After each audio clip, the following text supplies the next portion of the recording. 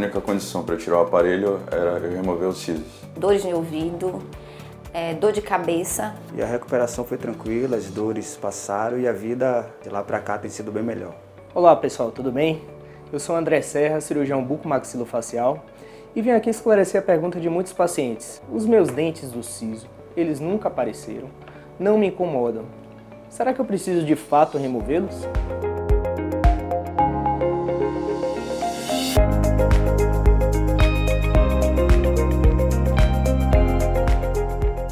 Algumas pessoas podem excepcionalmente nunca desenvolver os dentes do siso, ou os terceiros molares, como são cientificamente conhecidos.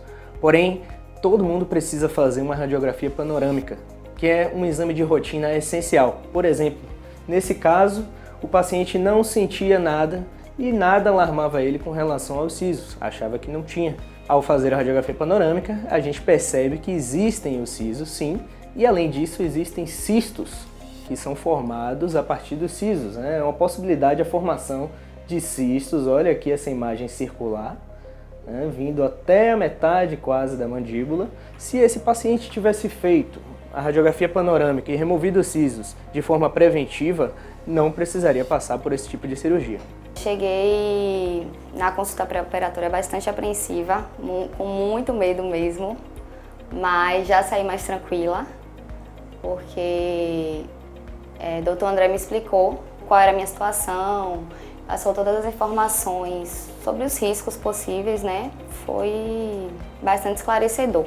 Isso foi muito importante. Eu estava usando aparelho há um certo tempo e aí a única condição para tirar o aparelho era eu remover os sisos. Eu fiz o exame, o raio-x. Quando eu olhei o raio-x eu fiquei logo com medo porque estava próximo de um dos nervos do meu rosto. Tenho, na verdade, um desvio nos dentes, né? Na arcada dentária, que precisa fazer o reparo, né?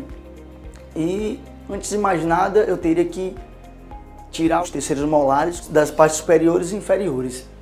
E isso mexia comigo, porque eu nunca tinha feito uma cirurgia, uma remoção. E eu sentia muita dor, atrapalhava na mastigação e eu precisei fazer a cirurgia, né? E a cirurgia com o Dr. André foi feita no hospital, né, porque era uma cirurgia, quer dizer, não de grande porte, mas muito detalhada. E a recuperação foi tranquila, as dores passaram e a vida de lá para cá tem sido bem melhor. O que é que ocorre com a maioria dos terceiros molares ou sisos? Normalmente não há espaço para eles. E eles acabam se desenvolvendo por último e aí acabam indo para uma direção atípica. Pode acontecer, por exemplo, de uma reabsorção da raiz do dente vizinho. Olha aqui esse caso, o paciente sem sentir nada, de repente, quando faz uma radiografia, perdeu os dois dentes. Né? Esse dente aqui está perdido e o siso aqui, ó, o terceiro molar, causando esse problema de forma silenciosa até. Na maioria dos casos, o que acontece também? Cárie no dente vizinho. Ó.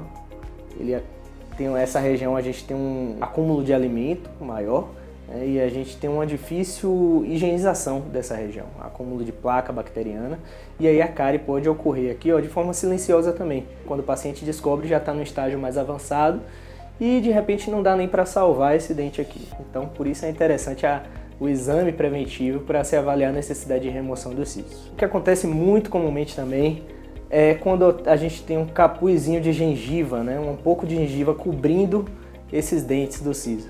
O que acontece? Nessa região, é uma região de difícil higienização, a gente tem muito acúmulo de placa bacteriana, pode ter acúmulo de alimento, acúmulo de resíduos, e essa gengiva ela pode infeccionar, né? Evoluir com secreção, saída de pus, odor, mau cheiro, inflamação, dor, inclusive dores na face que podem irradiar para o pescoço.